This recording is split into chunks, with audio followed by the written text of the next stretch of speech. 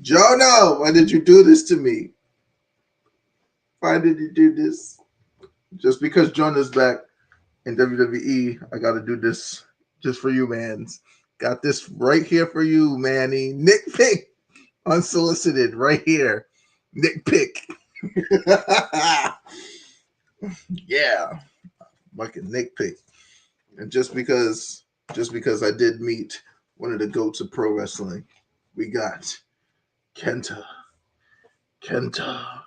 But see, as with Kenta making you go to sleep, I had to solicit that Nick Pick just for you. Welcome, welcome. ETE. We are here live. We're going to be talking about my experience from House of Glory and also other news. Jonah, aka Bronson Reed from WWE, has returned. Mercedes Martinez. No, I meant to say Mercedes Verdano. We're waiting for her New Japan. We're waiting for her to come to New Japan. And she's getting probably paid more than Chris Jericho. Chris Jericho paid more than her. How? How is it so? What is going on here, man? Well, since I'm the only one here, since I am Three Faces of Jemal, I will be hosting.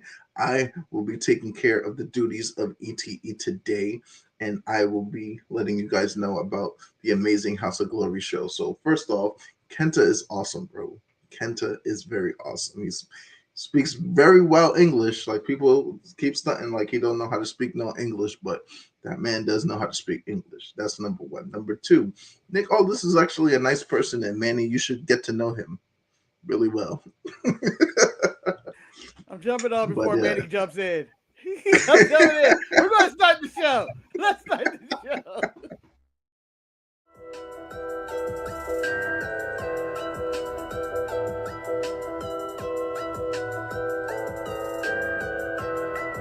this is everything else. Yeah, this is everything else. Yeah. Welcome to another edition of ETE, Everything Else, the only show featuring combat fire in the holiday season. I am Marcus, the grand finale, and shockingly enough, I am here, been here the whole time, but for some reason it was hilarious to just watching Jamal all by himself, selling the world on Nick Aldis, and who has the better go to sleep, Nick Aldis and Kenta. But I am Marcus, the grand finale, and I am joined by not one, not two, but all three faces of Jamal. How are you doing today, sir? I am doing fantastic. It's a little cold, a little chilly, a little cold, a little chilly. Getting the cold I shoulder over there, being the only one with the opening intro, with the unsolicited Nick picks that I had to shout. The unsolicited I almost didn't know what to do there, but I had to make sure that I knew what I was talking about. So I was about to get right into House of Glory. I was about to get into it, and then the show intro. But that's okay. We made it last. We made it happen. Yeah. You made it happen. I was just waiting for you to go for a pause and I was gonna hit the intro. But you continued to go as if I wasn't here. I was like, all right, let's see how long it goes. And then I was like, oh yeah, we are covering probably a lot of stuff today. Maybe I should just jump into the show and start this damn thing. Because it's so much to cover. Your live experience at House of Glory, Mercedes going to New Japan, and what's that gonna be like? Also, we could probably preview what's going to happen at Wrestle Kingdom coming up because that will be our first show back will basically be a recap of Wrestle Kingdom at that point.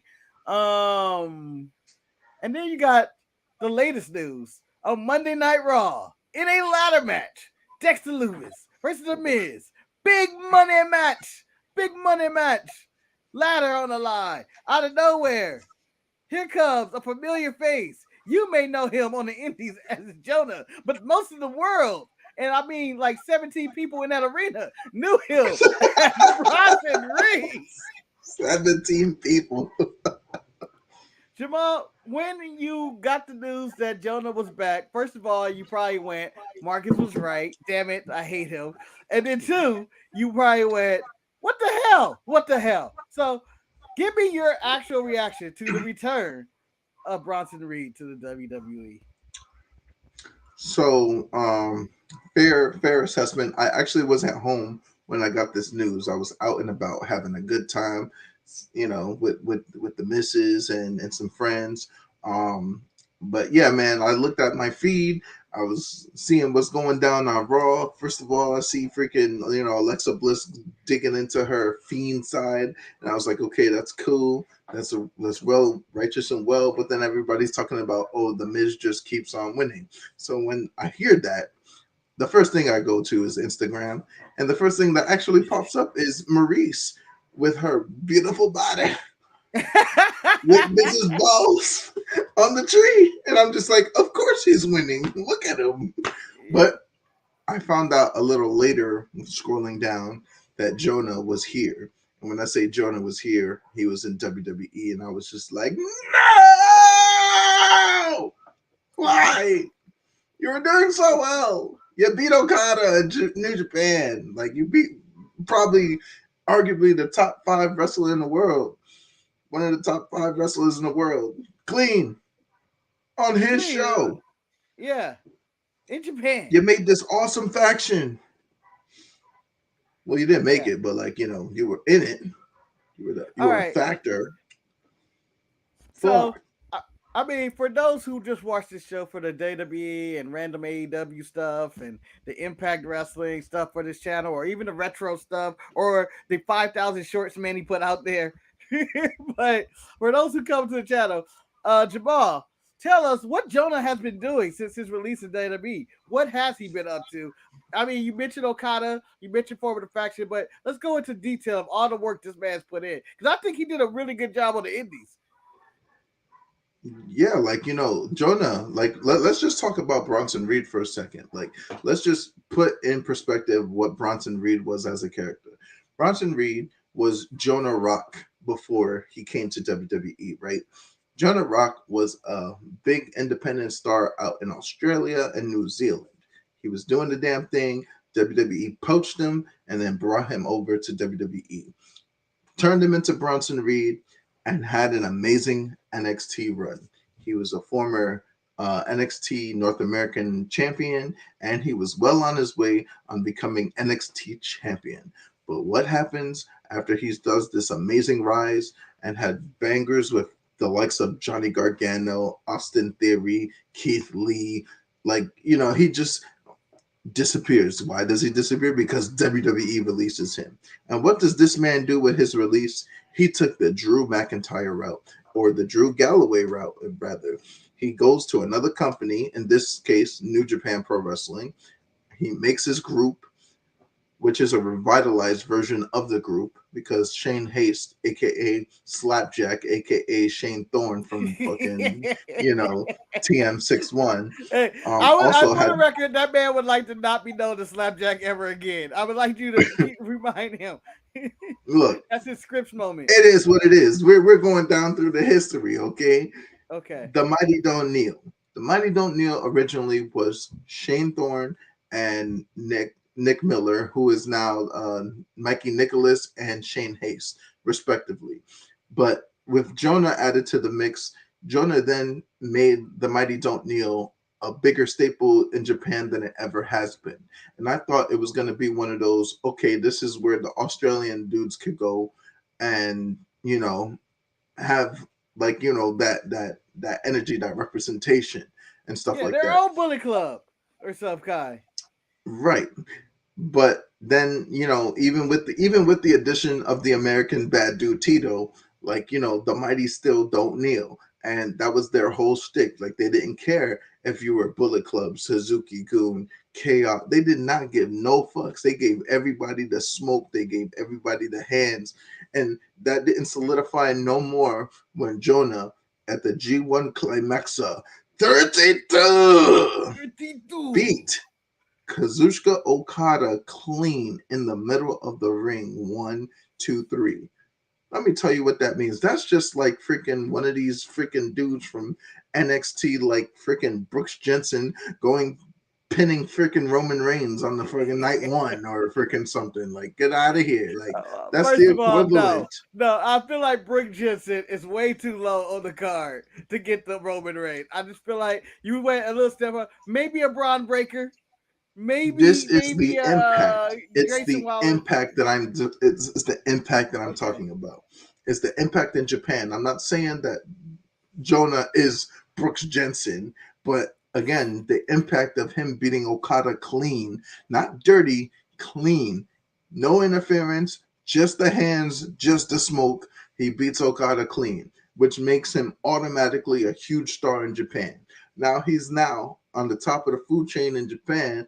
Now he's wrestling all these guys like John Moxley. The last match that he had was actually with Toriano, which is unfortunately he's a big star. Like, nobody's gonna not knock Toriano as a big star, even though he's a comedic wrestler. But people forget Yano used to be that dude, son.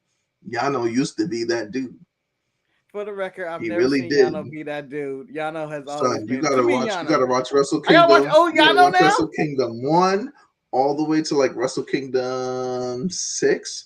After Shinsuke Nakamura got control of chaos, that's when Yano started doing that clown shit. But Yano used to be that dude, son. I gotta go watch Yano footage to confirm this. It's like, no, Yano was a wrestler. Oh, he's in his Mean armed motherfucker too. troop killer stage right now, where he's just But like comedy, but selling DVDs. but like, I'm thinking that he's gonna re-up with New Japan, and here he is saving the Miz from freaking Dexter Lumis. Why? How does the Miz keep getting these people? Dexter Lumis came back with the Miz having him attack somebody. Like, the Miz is just the gate of WWE. Let's bring this guy back. If Keith Lee comes back tomorrow, I brought Bearcat Keith Lee back. I brought Jonah back. I brought like, you know what I'm saying? He's gonna just be the gatekeeper of WWE, bringing people back. Naomi's back because of me. Like, no. Yeah. So when he came back and aligned himself with the Miz, and I was a little shocked, even though I said, "Oh, he's going back." But once you beat Okada, that's I thought, what, he's probably going to go to Japan and live that life and be one of their top guys or whatnot. So that didn't happen. I'm sure it has something to do with probably the money. The money didn't add up per se. And so he probably went back to WWE. Triple H is probably in his ear at all times, probably joining all his talent. When everybody got released, I believe Triple H probably just made like 7,000 phone calls. Just hold on, man, hold on. We're going to get this motherfucker out. I'm going to take over. The world is ours. I'll bring you all back. All of you. What's he doing? I don't care if you're Jonah. I don't care if you're Chelsea. Everybody coming back. Eric Young. They're all coming back. What's this about Chelsea? What's this about Chelsea Green about to take over Toxic Attraction? I'm going to be so tight if that's the case. Well, rumor has it she has took down all her adult content from OnlyFans and has frozen those accounts. And she's apparently on her way back to WWE. If she takes over Toxic Attraction, I don't think it's the right fit. Just let Gigi and JC run that shit. I'm sure there's other options. Just let them run it. Yeah, it's a difficult time. They have other options on their own show. Yeah, they have other options. Let Chelsea be her own thing. Let Electra Lopez run that shit. Let Electra Lopez run that shit. But back to Jonah and Jonah the Miz. He got a mild crowd reaction, pretty much. It was not like everybody knew. He didn't have like the biggest fan base on NXT. It's not like that show's watched. The Black and Gold brand was watched by hundreds and millions of people each week. But he did have some. It was on its way. It was on its way. It was all a dream. But then they kept getting their ass whooped by Tony Khan, and Vince McMahon said, enough. Everybody must go. Renovation. Bring Wale in here on this intro. So it was a fine reaction, but I'm okay with it. Like, I saw people were upset that you beat Okada and now you're going to deal with mid-card Miz and you're working for mid-card Miz. I feel like that's the way you have to reintroduce him. He didn't really have that much of a following in the main WWE. You have to rebuild him, and I'm like, this is a slow start. Like this is a nice little start. He's gonna have matches with Gargano and stuff. I can see him teaming up, and don't forget, Miz also has Ciampa in his crew too. So Miz is actually slowly building somewhat of a redemption crew. Going to JK Swish. Good morning. Good evening. Make Hulk Hogan this holiday season get hit with paint cans and slide on marbles. Man hates Hulk Hogan with the passion. Done deal. Hogan slipping and falling and getting the Home Alone treatment. Although, if I can see Home Alone and you recast it with Hulk Hogan and Jimmy Hart trying to catch, I guess, Macaulay Culkin, I don't know how you want to do it. Oh, go, baby. Get the microphone. Oh, go, baby. Oh, no, baby. Oh, no. Oh, baby. Oh, baby. Oh, the marbles. Oh, God, I'm slipping in this fucking nail. Oh, no. Come on, Hulk. Get up, Hulk. Hulk, I can't low-key see Hogan walking into that house with a beanie on and his hair being set on fire. Whatever's left up there anyway. Fucking weak. You know, Hogan full NWO strum of his guitar. I can see it all happening. Let's do that. Someone book that shit today. Hulk Hogan, Jimmy Hart, Home Alone, 17, whatever number we're on. But I see Jonah is fine. I think his return was fine. It was nothing being Impact. I don't feel like it would have got a pop too much anywhere in WWE. I think if it was an AEW situation where the fans are a little smarter and less casual, they would have been like, "Oh, snaps, that's a big deal." But in WWE land, he fits right into that little mold of mid-card. There is only two ways that it can end for anybody that's associated with the Miz, and it's been proven and known because it's happened. You either go straight to the top or you go out of obscurity. Okay, ask anybody that the Miz has teamed with and see where their careers are. I don't want to ask Damian Sandow. I don't want to ask John Morrison or the various other people he's teamed with where they are. Exactly my point. You either go away or you rise to the top. Riley. And 9 times out of 10, you're not rising to the top. You go the fuck away. Yeah, it's mostly Alex Riley. I feel like he's in a good position because it's going to be at I think he's going to eventually turn on the Miz, of course. That's everybody does when the Miz turns on them. And then he gets Singer Run. The main thing is I think he got his foot back into the door. He's back into a program at least. He's just not like randomly showing up. And Raw do need a star. They need someone of, that they can take serious. And I think as time goes on, maybe they will take Jonah serious and They should have let this run its course. They should have let Dexter Lumis win his match. They should have let this run through to the Royal Rumble where the Miz was in trouble, and then Bronson Reed comes out and then takes niggas out and then aligns us. Like, they could have done this so much better than they did.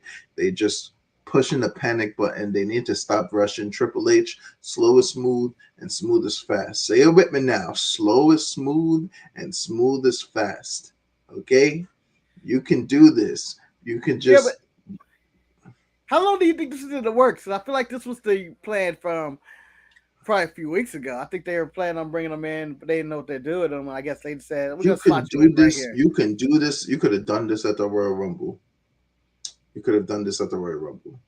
Yeah, but considering the reaction he got right here on Raw, a Royal Rumble reaction, what would that have been? Do you think it would have been different? Do you think it would have been much higher? It would have been much higher than it was because Bronson Reed showing up at the Royal Rumble is just crazy. But people are going to think Jonah. Michael Cole would have been going crazy. Oh, Bronson Reed from NXT, blah, blah, blah. Like, bringing down the stats. He beat this guy.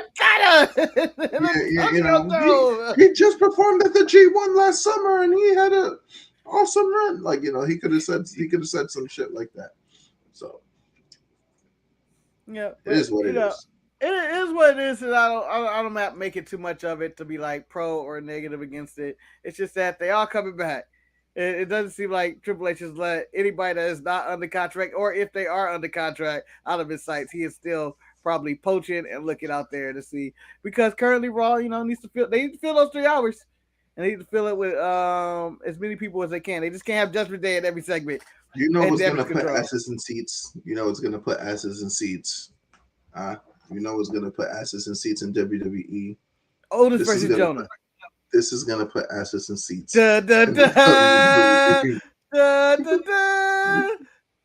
Look at him, a regular Captain America, national Captain treasure. Britain right there. The national treasure. Look at it.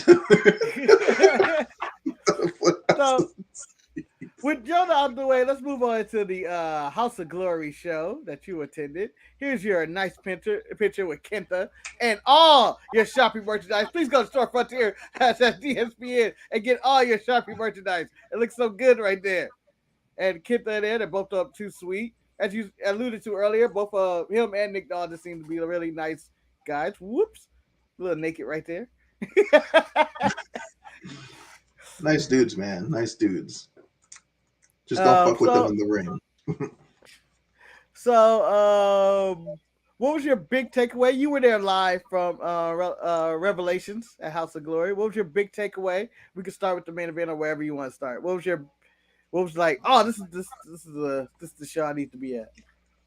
Charles Mason needs to be on TV sometime, some point. He needs to get signed somewhere. Yeah. Charles Mason, the root of all evil.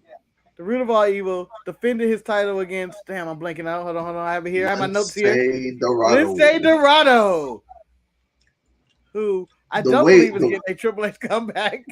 the way that they played it out was fantastic. I like the fact that he did take off his mask, and he was still wrestling with his mask off. He was like this, trying to protect his face, and he's hitting Hurricane Ranas and everything. But Charles Mason found a way, made him tap. He was like, "You're gonna show your face, or you're gonna tap out. What you gonna do?" Yep.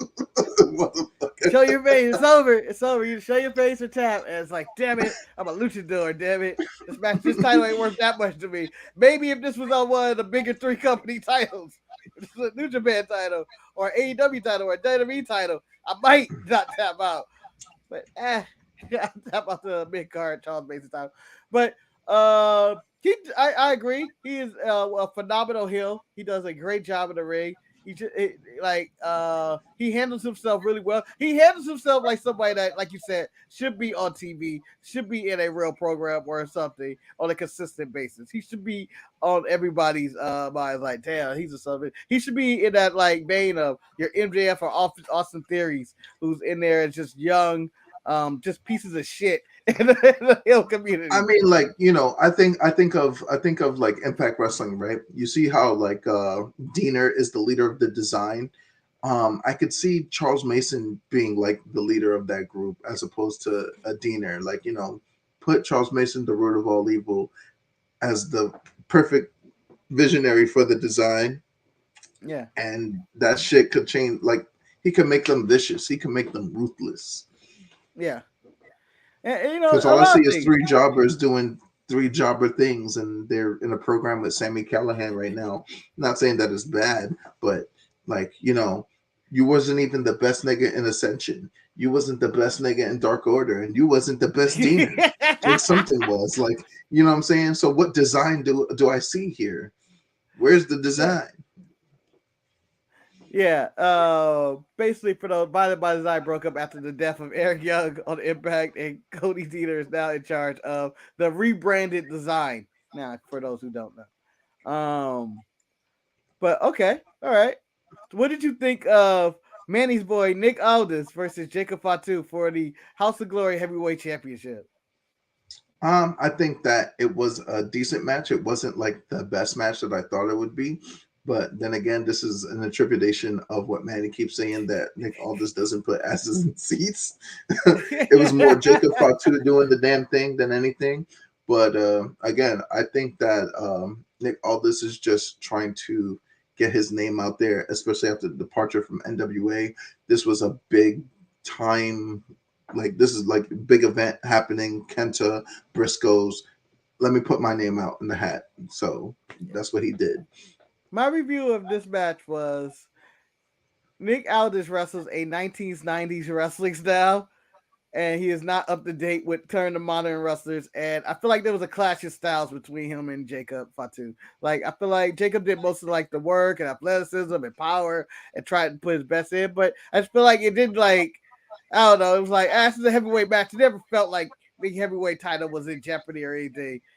Like he put him in there's some figure for a leg locks. I just feel like Nick Aldis is like I was like, oh yeah, this is a reminder. Like it's a chance for him to break out and do more out there, but it kind of just still wrestles his same style and got a nice elbow, does some moves all right, got a clover leaf here and there, but most of it's kind of just like it just doesn't excite me. That's how I felt. So Like, this only works. His style only works when you are a synonymous heel, right? And not yeah, saying that he wasn't the heel in this match, but like people are still jacking Nick Aldis. Like you see what I'm saying? They like Nick Aldis, so they want him to be somewhat of a baby face, even as a heel. Like how like MJF is a super freaking heel, but they just want him to do babyface shit. And sometimes he'll oblige, but then swerve you on it. Like, you know what yeah, I'm saying? That's what makes The Miz so good. That's what makes MJF so good. That's what makes some of these heels so good because they could blur that line for you. Nick Aldis can't blur a line. He is what he is, and that's it. yeah, That's what you see is what you get. And you can't do that as a baby face. You can't do that as a heel. Then what are you doing? yeah. All right. Next match I want to talk about is 17 years in the making. It's our cover for the thumbnail. The professional Loki versus New Japan superstar, internationally known, the mentor innovator to go to sleep. He's wrestled all over the world. You may know him as Hideo Itami. But most of the world knows him as Kenta. I feel like saying Hideo Itami since we had the Bronson Reed Jonah discussion of like your NXT name or whatnot. But they started the match. The match was fine. I just had a problem with the ending. How was your experience with this match? Yo, everybody there had the same sentiments. Like, what the fuck was the HOGPD doing in that fucking match anyway? Why the Yeah, fuck did y'all ruin such a good match? It looked like Kenta. It looked like Kenta was about to get hit with the Morpheus senshi way. drop from the top, man. Like he was about to coup de grace his shit, and then all of a sudden here comes HOGPD. Like, what the fuck, man? Then they threw away the match, but they Yeah, gotta have a rematch. Kenta said yeah, "fuck you," but he at the end, like I don't know if the cameras did show. He was like, "Yeah, next time I come here, it's gonna be me and him." So, but yeah. It's he didn't like say it like on that. the mic. He didn't say it on nothing like that. So Yeah, and then they even. I just felt like it after was a match. it was a good match. It was a good match, It was a and it just great seems like match. the Like ending. The ending is so the like ending just killed heartening. it. It takes away everything. Yeah. And like, oh, we're just gonna do this no contest. And even the fact that they tease like, oh, we're gonna it looks like they may continue. The referee's gonna let's see what's gonna happen. And it doesn't start up again. It's just like, oh, I see it works. You just killed me twice in the same match. Cause and the way I don't know if you watched the actual show or just cause with the commentary, they built this up as this is like maybe a once in a lifetime kind of deal. They may never fight again and all this. This is 17 years to make it, and they hype you up and it's built around let's have a finish, and then you kind of get this WWE Monday Night Raw in the middle of a pay-per-view. We're not gonna have any type of random run-in from Officer James or whatever. I was like, what are we doing here? What are we doing? So for those that are not following the House of Glory, um, it wasn't so random. Like the House of the HOGPD has been looking at Loki as a suspect for whatever crime that he committed or whatever the hell that he committed, but they've been looking for him for a minute, and they decide to do this now, and it's just like of all the nights to do this, you could have done this last time. You could have done this in an interview in the back. He could have kicked your face in and that's call it a day. Or he could have, or you could have attacked him before the match and then he could escape and then have the match, or wait till the match was over, then try to do it. Like, no, Yeah, because no, I believe none this of is that. the match. This is and even before the match was now, Kenta was the main reason you bought a ticket. As soon as you saw Kenta, you were like, well, I guess I'm going to the boom. I'm going to go watch this show. You And already this is a lot. know This is a why I lot. Yeah, bought the ticket. You knew yeah. I bought that. As And soon as then I, you get as the. Oh, go ahead. No, as soon as I saw that Kenta was the first guy revealed on the card, I got the tickets. Yeah. And then as soon as you get the ticket, then they say, "Oh, he's fighting Loki." Okay, I'm double in. And then they give you with this finish. It's like, like, and I'm just gonna compare a dream match or whatever or some kind. But it's like Undertaker and Shawn all of a sudden at WrestleMania going, "That's having no contest," instead of what you call them. And it's like, no, that's not the way we should play this at all. Like this, I thought it was Ridiculousness. the wrong decision. Moving It'll be on. like Oh, go ahead. it'll be like the equivalent of Sting versus the Undertaker. Like regardless if they old as fuck, like there's no finish though. What do you mean Yeah. there's no finish? What do you mean? Yeah. Oh, we waited all this time. Like they built this up for 17 years. They said, and all this animosity and then all that, and they built it like it was just like, "Yo, Kenta be back next week overall. We can redo this again, and this time the steel cage or something, But February it you're more 23rd, in I a believe.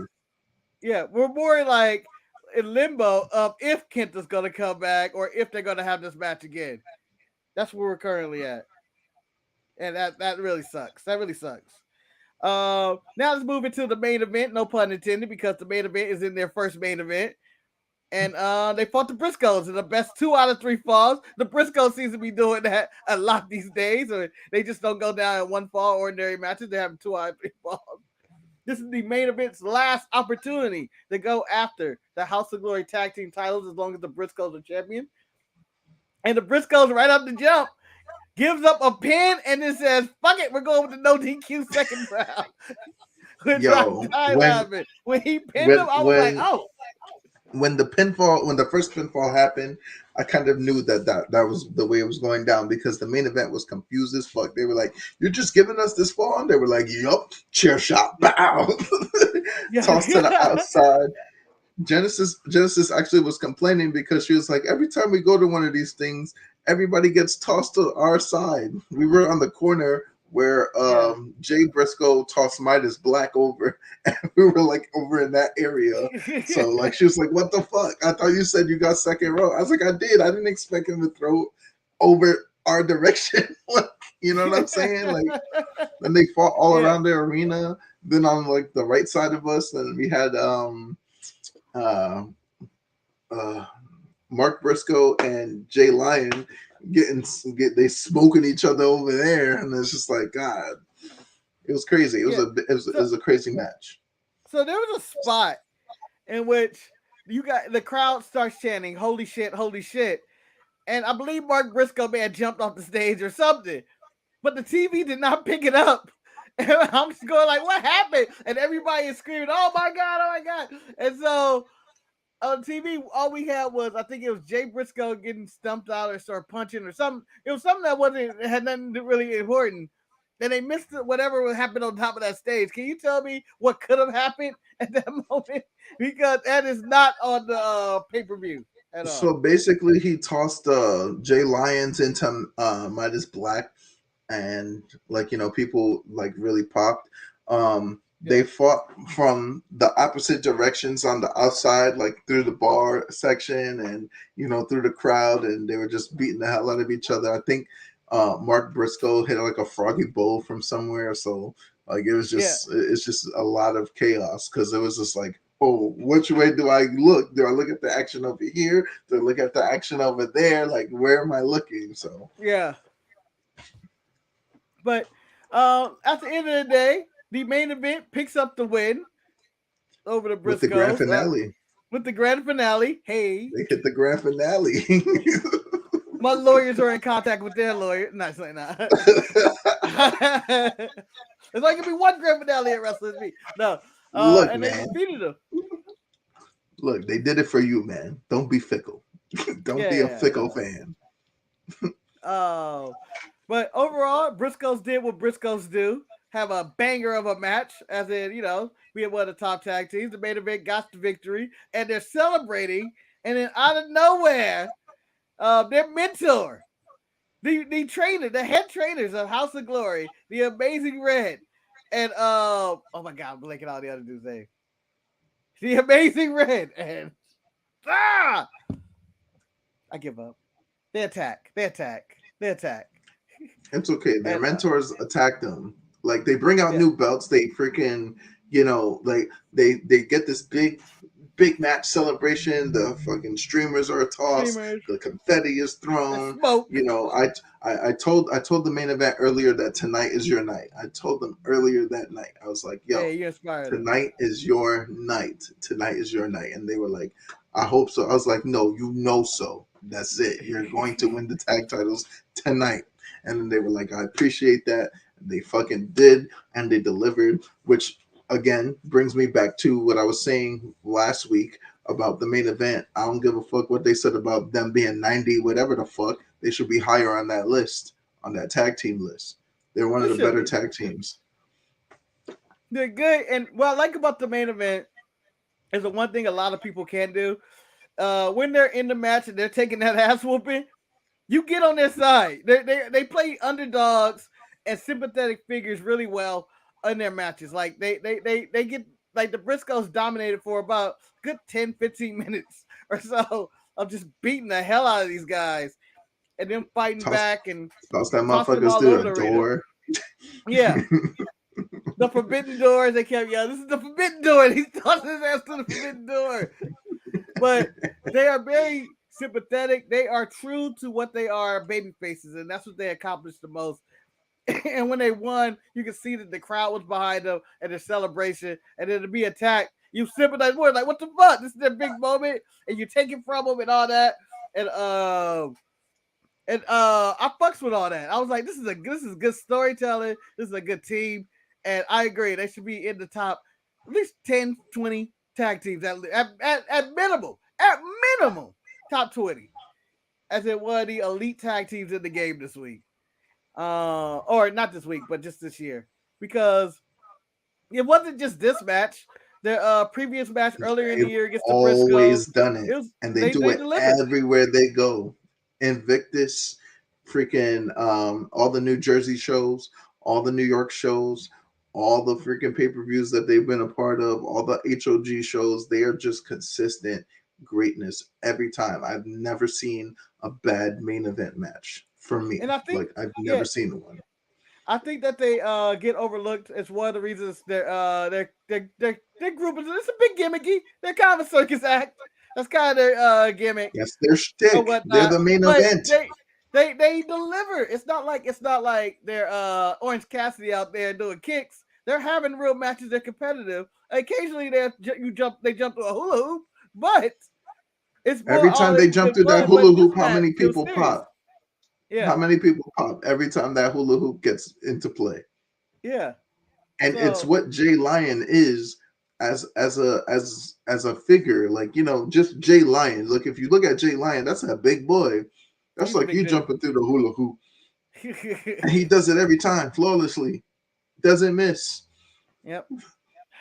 So for those who are just watching us for the first time or don't know, check out the main event.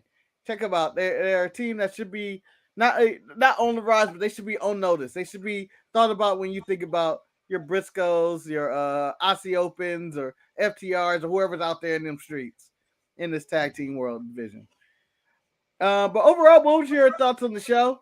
There was other match. My favorite match was Ultraviolet and Masha Slamovich. I mean, other than the main event. Other than the main event, Slamovich and Ultraviolet is probably one of my favorite matches. And the only reason I take Loki and Kenta out of that is because of the ending. Because the That's pretty much ending. it. Yeah, Because the ending. I still enjoyed the match, but the ending took away from what it could have been. Ultraviolet, what a defense this was. This was her first yeah. defense after winning the belt and against Masha Slamovich. And You Masha's flex my with girl, Masha. son. Like, what I'm saying, she'd be kicking everybody's ass. But I think Ultraviolet got a little bit lucky. But again, luck has nothing to do with winning the match. You won the match. You either win or you lose, and she won. Yeah, She defended it. She's holding that belt in memory of Matt Travis. So this whole title run that she's having is dedicated to Matt Travis. That's what I'm looking at it as. I hope she holds it for a long time. yeah, Let's see who the next yeah. opponent is going to be. Yeah, it was a roll up finish or whatnot, and like, oh shit, I got pinned, one of those surprise finishes. But the match was really well done. Like, it wasn't like, oh shit, they're fucking up a lot. No, it was like, no, this is a competitive back and forth real wrestling match that you're getting for this title, and both women really competed. Like, the title was really on the line. I felt like it was, it was just a really good match. Like, it was like, oh, it was no real shortcuts, no weapons or anything. It was just like they fucking did it that thing. They were hitting hard. Hard hitting, hard hitting. I That's the think hard hitting Ultraviolet was match. bleeding. Man, lost a tooth at the end of that match Yeah, she was or bleeding in the something. mouth a little bit. I brought Yeah. my friend Jemal. Yes, that's his actual name. His name is Jemal. I'm Jamal. He's Jamal. I brought him over to see the You guys show, and and he was just Danny are like, here. "My baby, Ultraviolet, my baby, no, My baby. not my baby, Ultraviolet." So, But yeah, I thought it was a solid show. It was I thought the few matches, the three matches of that you pretty much pay to see, Kenta and Loki, the main event, and Briscoes. I keep saying the main event, but saying the main event is so weird. So the main event Briscoes, and then the women's match Stemovich versus Ultraviolet were I mean, all worth the price of admission. This is a good show. even the opening contest between Matakia My, and not the Ghetto Samurai. yeah. So, like, He had two shows. He had two matches on the show today. Katana. yeah, because he lost against Yeah, he Matakia, lost but then Matakia. but then he gets his number one contender match by beating the hell out of everybody. He showed up and yeah, like, oh, he just beat up everybody. Oh, okay. Him and his acolytes to do. Let's talk about my son, Sweet Cheeks. Sweet Cheeks was Santa Claus this week. Sweet Cheeks was Santa Claus. Oh man.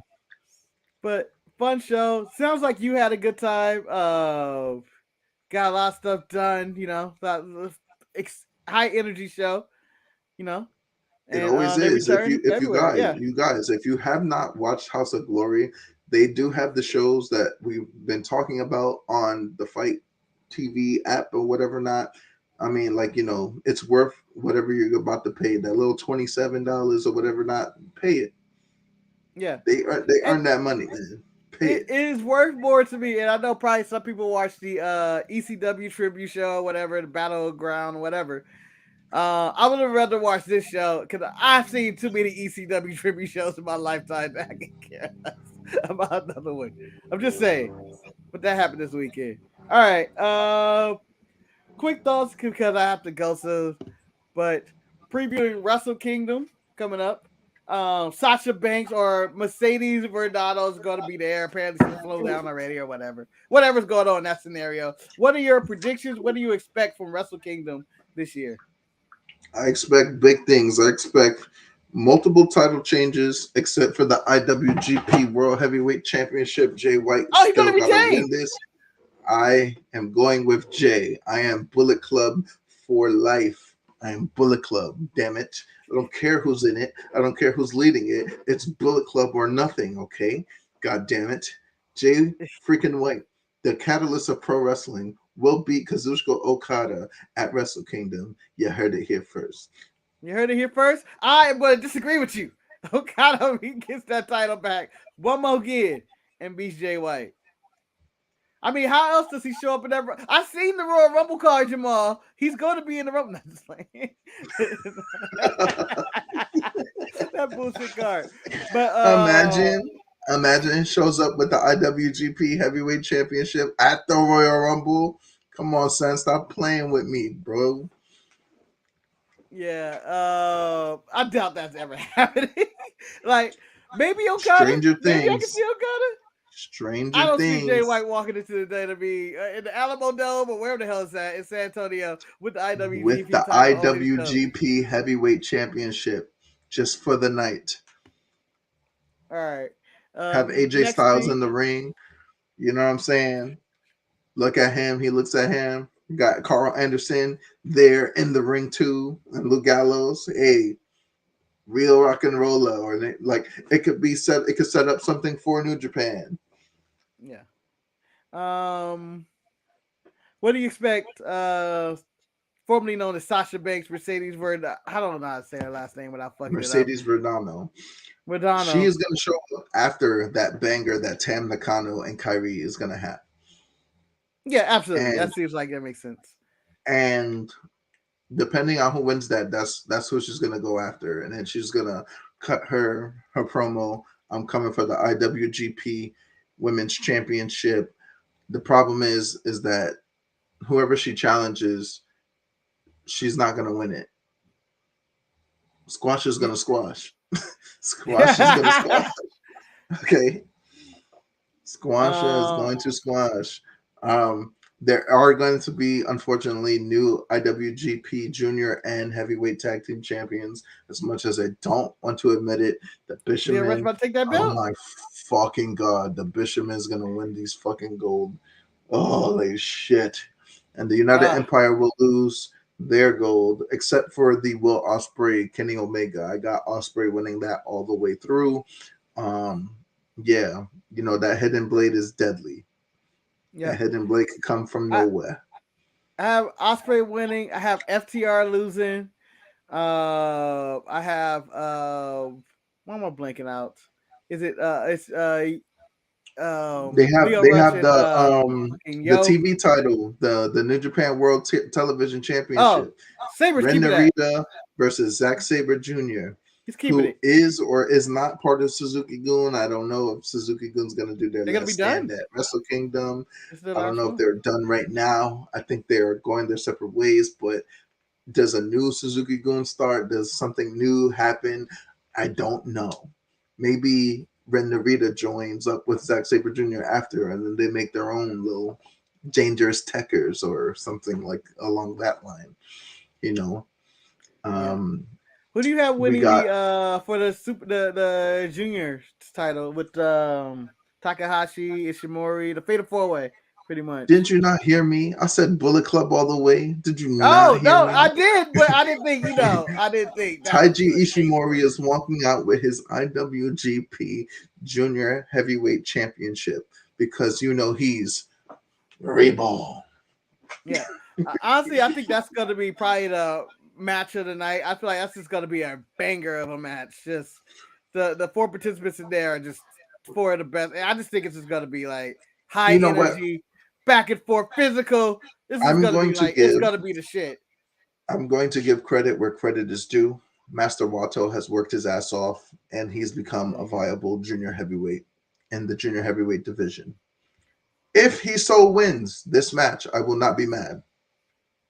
Paper Tyler, I like that you changed his logo in the middle of the show. He does. I believe he's in a 6-man, right? Naito, he's in the 6-man match. I forget. He's in a 6-man match. He's in a 6-man match with it's going to be Los Ingobernables de Japón, Naito, Sanada, and it's either Bushi or Shigo. No, Shigo's got to defend his King of Pro Wrestling, so it's going to be Bushi. It's going to be those 3 versus the Great Muda's last match in New Japan, which is going to be Muda, Tanahashi, and someone else. I'm drawing a blank. It's either some old nigga, Yuji Nagata. Shinsuke Nakamura. That's nice. Nah, that's a Noah show. That's later on. That's a completely different show. I just wanted to throw it in there just for fun. This is going to be his last New Japan match, so they're going to hype it up. They're going to give the respect that Great Muta deserves. We'll see. We'll see what goes on with that. And yeah, man, like Wrestle Kingdom 17, it's going to happen. It's a nice card. They call it like a 2-night event because there's going to be another one, I think in the middle of January. I forget the actual day. For night 2, and I think that's gonna feature more singles matches with. I don't even believe Tanahashi has a match on the current card right now, Wrestle Kingdom. I said it's gonna be him and Muda, but I don't know the third nigga. Oh, okay. Yeah, that's 6-man, whatever. I know he threw a bunch of people out. As soon as you say 6-man on a big show, I go, it's on any show. As soon as I get 6-man, I'm going, they're just like it's gonna be a solid match. But I'm more into like singles or regular basic tag. Once you throw a third person on each side, I go like, And there's but it depends. It depends on the story. It depends on the story that is driven. Remember when the Shield and the Wyatt family had that Yeah, random 6-man tag match on freaking Elimination Chamber 2014, yeah, but it was the best match of that card, if not the year, that year. yeah. So I mean, you make a point, but most random 6-man, I'm just like, it seems like it has a real point, or there's gonna be Muda's last match, and everybody's gonna be like, yeah, okay, cool. But other than that, but I think Wrestle Kingdom is gonna be good. I can't wait to recap the show with you. I'm gonna probably watch it live and stay up, and I'm gonna be on my Manny shit, just forcing myself drinking coffee and drinking a fucking gallon of apple juice just to stay alive. I'm definitely going to be watching it. I'm going to try to not be at work, but if in the event that I am, I'm still going to watch it. I don't give a Yeah. fuck. I'm letting my work know right now. I don't care. I'm watching Wrestle Kingdom at the job. All right. Do you think it's going to be any big surprise? What is your big surprise for Wrestle Kingdom this year? Of what's going to happen? Besides This Mercedes will be our last day we Verdano, cover because I gotta. all right. Besides Mercedes Verdano, I really got nothing. Think of Wrestle Kingdom 17 as the changing of the guard of New Japan, and that's all I'm going to say about that. It's the changing Okay. of the guard of New Japan Pro Wrestling. All right. Do you have any AEW or WWE stars showing up, other than like Kenny, who's booked or whatever? Do you have anybody showing up that goes, "Oh shit, for real"? Whether it's WWE or AEW. I'd be really shocked if John Cena shows up to do some type of program. I would be remiss if they don't mention Jonah or something like that just for one more match. Carl Anderson is gonna have his match, so Tamatanga and him is gonna have a program. So AJ Damn it! Styles perhaps. I want Finn, Rhea, and all the Judgment Day in this fucking Tokyo Dome. Constant Carl Anderson that match. Dominic That'll be too. that'll be some great shit. That'll be some great shit right there. Yep. Because this is going to be the first show of the year of 2023. And it's going to set the stage of what's going to happen throughout the year. Yeah, I'm looking forward to all this. We got exciting 2023 coming up. 2022 was pretty good. It was pretty good. Like, when you think of match quality and excitement and the random shufflings and news story that was been going around and all that, was whether it's the drama in 2022 was a AEW or the weird Vince McMahon shit, what all was a that shit, weird it's year. crazy. Was a weird year. CM Punk returns and then leaves again. He's the Rock all over again. He's the Rock all over again. Hey, the great Harvey did. You either die a hero or you live long enough to see it become the villain. Now CM Punk's journey in AEW at that current moment. Like goddamn. But exciting stuff. I'm looking forward to 2023. As this is the 2023 is going to last. be a banger of a year just from WrestleMania alone. I don't know who's Yeah. going to win the Royal Rumble, Cody Rhodes, but yeah, Cody. Tribal Chief is going down at WrestleMania. Unfortunately, it's 3 years. Time is up. Time is up. Yep. 3 The years. time is now. And I got the FTR beating the Usos for those belts. You got FTR taking the I got belts from the FTR. Usos. I got the Revival taking the titles for the Usos. That's a long time from now, my friend, but I heard it here first. Here first. The Raw after Mania, they taking those titles. I don't know when their contract's up, but they will come out and either challenge or win those titles. Whose contracts is up? Whose contracts FTR is is up? in April. In April, it's over. In April, their contract is up. It's the only move to do. It's the only move to do. It's the only thing he want in tag team wrestling. We have to see it at this current stage of these characters. That's where they are right now. It's completely different where they were when they were originally fighting. They are absolutely at the top of their game. The Raw after Mania. Here we go.